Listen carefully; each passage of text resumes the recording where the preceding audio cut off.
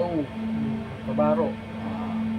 Alam nyo ba kahit OIC license ka, hindi ka mag-chief officer? Alam nyo ba yun? So, dito na kasi nangyari sa akin. Ako is OIC license, about experience and containers. Lumipat ako sa ferry.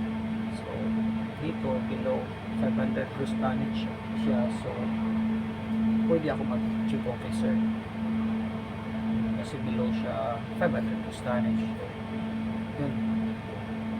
Ang trabaho dito, malaking kaibahan dun sa running visa talaga. Dito, sa isang araw, makaka 80 na biyahe kayo. Trips. Dito lang pala kami sa Malta. Malta sa Valletta. So, dito lang yung route namin. So, kagandahan dito is dito kayo lahat sa bridge. Chief engineer, dahil ako as a chief officer.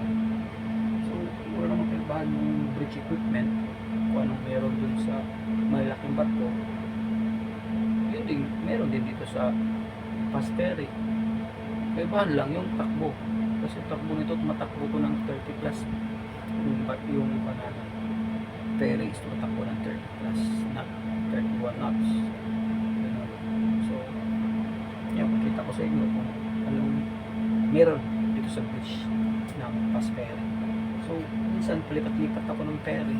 Minsan doon ako sa isa, minsan dito sa isa.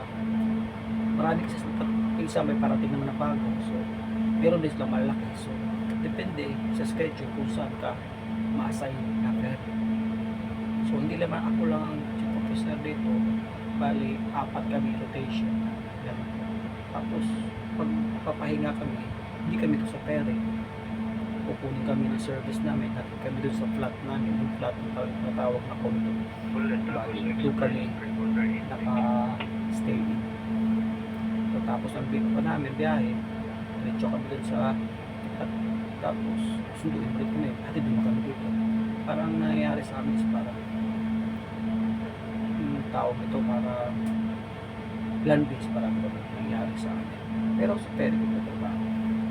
So, yung pakita ko sa iyo ano meron dito sa loob.